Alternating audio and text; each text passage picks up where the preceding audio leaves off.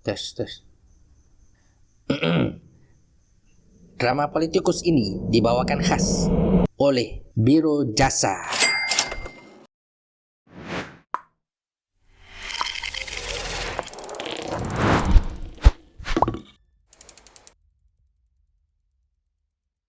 Ketua, Assalamualaikum warahmatullahi wabarakatuh. Salam. Terima kasih Yang Berhormat Pasir Putih. Sekarang saya jemput Yang Berhormat Shah Alam, diikuti oleh Yang Berhormat Batang Lupa. Sila Yang Berhormat. Assalamualaikum warahmatullahi taala wabarakatuh. Salam sejahtera. Bismillahirrahmanirrahim. Alhamdulillahirabbil alamin. Wassalatu wassalamu ala Sayyidina Muhammad wa ala alihi wa sahbihi ajma'in. Pada mulanya saya ingin mengambil perhatian pihak Dewan bahawa ini merupakan bajet yang pada julung-julung kalinya yang di-Pertuan Agong mengeluarkan titah untuk meminta supaya bajet ini disokong. Ramai apabila membaca titah yang di-Pertuan Agong tersilap faham dan menganggap bahawa titah itu ditujukan khusus kepada pihak pembangkang. Bahawa pembangkang kena menyokong bajet ini walau apa sekalipun yang terkandung di dalam bajet ini. Saya melihat ianya adalah titah yang ditujukan kepada pembangkang dan juga kepada kerajaan. Oleh kerana soal meluluskan bajet ini adalah satu perkara yang amat penting yang mana mendatangkan implikasi yang buruk sekiranya ianya ditolak, maka kerajaan berkewajipan untuk mengusahakan satu bajet yang adil, yang saksama, yang bertanggungjawab, yang inklusif, yang mendatangkan perpaduan dan kebaikan kepada seluruh masyarakat. Dan tanggungjawab itu kerajaan mesti melakukannya dan memenuhinya dengan sebaik yang mungkin. Dan sekiranya sebaliknya, berarti bahawa kerajaan telah gagal dan telah mengingkari titah yang di-Pertuan Agong. Saya tidak hairan mengapa titah itu perlu dikeluarkan. Ianya perlu dikeluarkan kerana pada masa bajet ini disediakan, apa yang ada di belakang pemikiran pihak kerajaan ialah ianya tak perlu dibentang di Dewan Rakyat. Kerana mengikut perancangan dan harapan mereka, bajet ini akan diluluskan begitu sahaja kerana akan diisytiharkan darurat. Bila nak diisytiharkan darurat, kita dah tahulah bahawa bajet ini memang susah untuk mendapat sokongan. Kerana kalau ianya baik, bertanggungjawab, inklusif, adil, akan menghasilkan kebaikan bagi seluruh masyarakat, tak perlulah nak susah payah nak jumpa yang di-Pertuan Agong, nak bawa supaya diisytiharkan darurat. Bila ditolak darurat itu, maka tiba-tiba kerajaan terpaksa nak bentang dalam Dewan Rakyat. Dalam tempoh beberapa hari saja nak siapkan bajet, yang mana sekarang ini bila kita lihat setelah ianya dibentang, memang banyak yang kekurangannya dan banyak kejahatan yang terselit di dalamnya. Ya. Datuk Yang di-Pertua, alhamdulillah Yang di-Pertuan Agong telah menolak permohonan darurat dan telah mengeluarkan titah supaya bajet ini disokong. Tetapi baginda tidak mengatakan ataupun tidak menitah supaya disokong tanpa bahas. Dan inilah apa yang kita ingin lakukan, di mana bila kita bahas, kita harap kerajaan akan lebih prihatin dan peka terhadap segala permasalahan yang sedang dihadapi oleh rakyat. masalah ekonomi negara tidak akan dapat kita selesaikan dengan hanya sekadar membentangkan bajet yang kononnya adanya peruntukan untuk membantu golongan-golongan sasar yang tertentu. Masalah ekonomi negara perlu diatasi bersama dengan satu pendekatan yang menyeluruh dan sempurna, khususnya terhadap kaedah dan cara ditangani ancaman COVID-19 ini.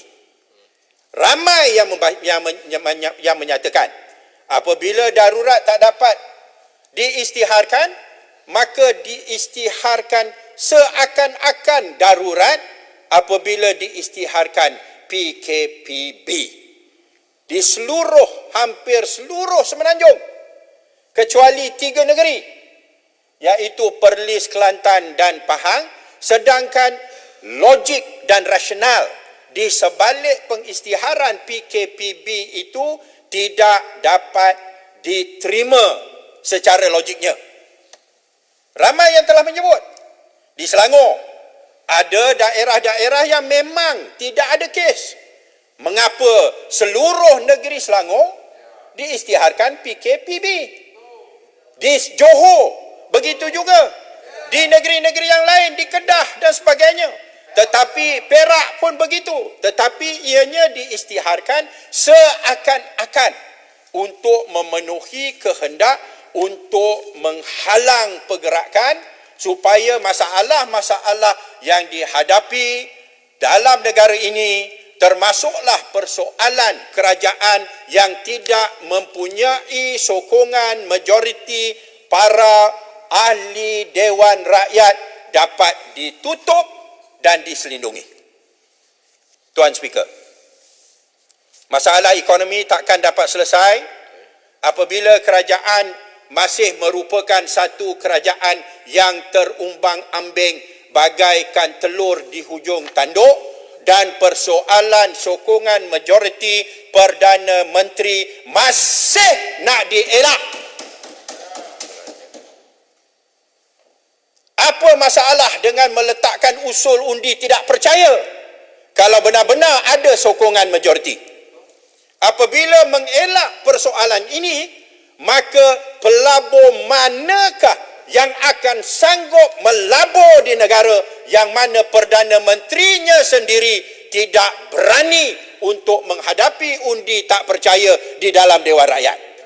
Walaupun dikatakan ini persoalan politik, tetapi hanya yang kurang bijak yang dapat memisahkan persoalan politik daripada persoalan ekonomi. Penyelesaian yang tuntas terhadap kestabilan kepimpinan negara ialah dengan adanya seorang Perdana Menteri yang akan berani hadir di Dewan Rakyat dan menghadapi usul undi tak percaya. Syarat. Lembah pantai. Sila. Sila, lembah pantai. Terima kasih. Shah Alam, terima kasih Datuk Yang Tua. Berkenaan dengan isu keabsahan dan juga undi percaya, ataupun kita lihat dalam aturan urusan mesyuarat ada satu usul memberi kepercayaan kepada Perdana Menteri. Adakah Yang Mohd Shah Alam, kalau kita lihat pada Hansard, adakah Yang Mohd Shah Alam tahu dan sedar pada tahun 1976, pada 15 Januari 1976, iaitu 12 hari selepas beliau dilantik, Datuk Hussein On telah membenarkan satu usul percaya dibentang di Parlimen. Dan adakah Yang Mohd juga tahu pada 31 Oktober 2003, iaitu 12 hari selepas 3 hari selepas beliau dilantik, Datuk Seri Abdullah Ahmad Badawi juga telah membenarkan satu usul undi percaya dibentangkan di Parlimen. Sehingga hari ini Yang Berhormat Paguh tidak membenarkan usul undi percaya itu naik, walaupun ada tapi corot di belakang. Apa pandangan? Ya. Bezanya ialah ada kerajaan pintu belakang dan tebuk atap, dan ada kerajaan yang masuk melalui pintu depan. Ya. Lalu Perdana Menteri yang masuk melalui pintu depan, dia tak akan takut. Betul tak? Tapi yang pintu belakang dan tebuk atap, akan sentiasa hidup dalam keigauan dan ketakutan. Datuk Speaker, Sila Shah Alam. apa yang telah dihasilkan daripada belanjawan ini tidak memenuhi keperluan dan kehendak suasana yang wujud dewasa ini. Kita tahu bahawa hasil daripada pelaksanaan PKPB ianya mendatangkan kesan yang amat buruk kepada kegiatan ekonomi. Ramai kehilangan pekerjaan dan apabila mereka hilang pekerjaan, penyelesaian yang dikemukakan falls far short from what is required, dengan izin. Jauh kekurangan daripada apa yang diperlukan.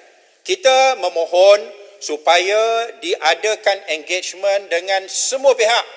Bukan sekadar golongan academician, ekonomis, bankers dan sebagainya. Permohonan pembangkang supaya diberikan kelonggaran berhubung dengan duit KWSP yang mana mereka-mereka yang mempunyai wang dalam simpanan dah hilang kerja, nak mulakan perniagaan tanpa diberikan bantuan dengan diberikan keizinan dan kebenaran untuk mengeluarkan duit daripada tabung mereka, tabung simpanan mereka, maka mereka tidak akan mampu melakukannya. Bantuan RM500 sebulan yang dibenarkan, itu pun hanya untuk 12 bulan dan untuk golongan-golongan yang tertentu. Sejauh mana RM500 ini boleh membantu? Nak bayar sewa rumah lagi, nak bayar sewa kereta lagi, nak beli makan minum lagi. Ini merupakan satu angka yang dipetik daripada udara tanpa ada usul kaji dan asas yang boleh menunjukkan bahawa jumlah itu memadai. Ianya tidak memadai. Dan kalau kita tidak menyelesaikan masalah bagi mereka-mereka yang menganggur, supaya kalau mereka di antara mereka katakanlah sebagai juruterbang, pilot yang telah berhenti, mereka ada ratusan ribu dalam tabung mereka. Tapi sekarang ni mereka tak boleh buat apa-apa. Nak niaga pun tak boleh, duit tak ada. Nak start satu syarikat, nak start satu bentuk perniagaan, mereka perlukan capital. Mereka tidak dibantu. Begitu juga dengan syarikat-syarikat yang ramai terpaksa menanggung kerugian dan akhirnya kalau tidak dibantu, maka mereka akan terpaksa melepaskan pekerja-pekerja. Mereka telah bertahan sekian lama. Dalam keadaan itu pun dah ramai dah dilepaskan.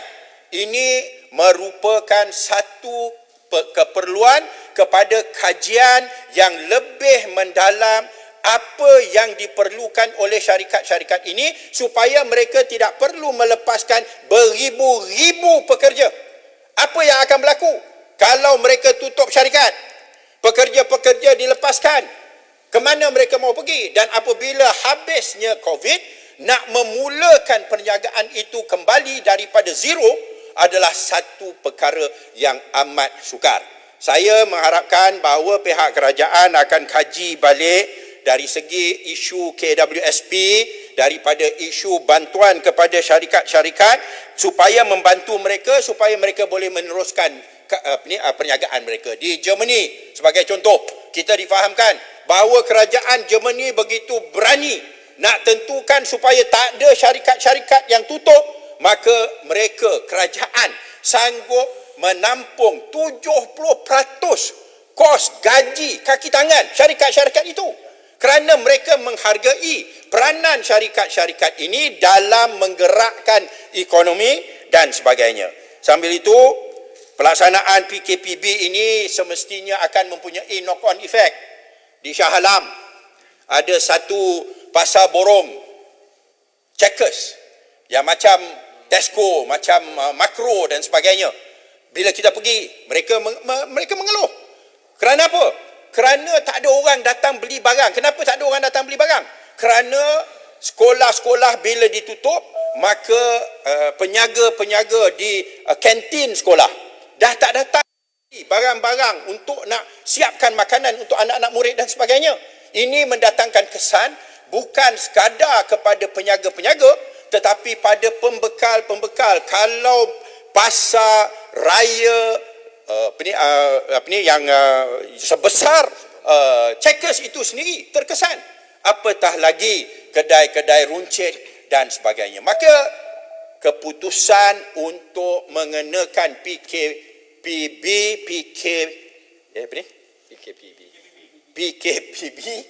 perlu dikaji semula dan biarlah kita mempunyai satu pendekatan berdasarkan saintifik punya fakta dan bukan atas nak cara yang mudah. Ya, dia memang paling mudah serah tutup semua. Ya, paling mudah ban semua. Ya, dan terakhir oleh kerana masa tidak mengizinkan tadi Lembaga Partai yang masa saya banyak sikit ya. Ialah soal pembaziran. Ya. Kabinet yang begitu besar sampai 70 orang. Ya, yang jenis kabinet yang tak ada kerja tapi anggota yang terbesar langsung tidak diberi perhatian dalam belanjawan ini. Ni yang sebabnya dia tahu bahawa kita takkan sokong untuk meluluskannya. Itu sebab dia nakkan darurat. Ya, itu sebab dia minta supaya keluar titah. Ya, tapi sebenarnya soal tanggungjawab kerajaan untuk mengurangkan pembaziran. Belum sebut tentang jasa lagi. Nasib baiklah Permata tak nak dihidupkan balik. Ya, atas alasan jasa nak dihidupkan balik pasal apa? Pasal wakil rakyat tak buat kerja. Kerana apa dikatakan wakil rakyat tak buat kerja? Kerana jasa inilah yang akan dihantarkan kepada setiap kawasan nak dapatkan maklumat. Kenapa? Wakil rakyat Perikatan Nasional tidur. Sampai jasa terpaksa dibentuk untuk nak dapatkan feedback dan maklumat daripada rakyat. Sedangkan ini kerja wakil rakyat. Dahlah ada ahli parlimen, ada ADUN, ada Majlis Perwakilan Penduduk, ada Persatuan Penduduk, ada Ketua Kampung, ada berbagai-bagai agensi. Buat lagi jasa yang tak berjasa. Baik, Syalam. Ya? Macam permata yang kaca. Baik. Seperti mana permata yang kaca, jasa yang tak berjasa. Ya? Lalu saya rumus dengan kalau tak ada satu perubahan dan kesanggupan untuk mengubah belanjawan ini, kita akan tolak. Terima kasih. Terima kasih. Dalam seterusnya saya ingin menjumpa Yang Berhormat Batang Lupa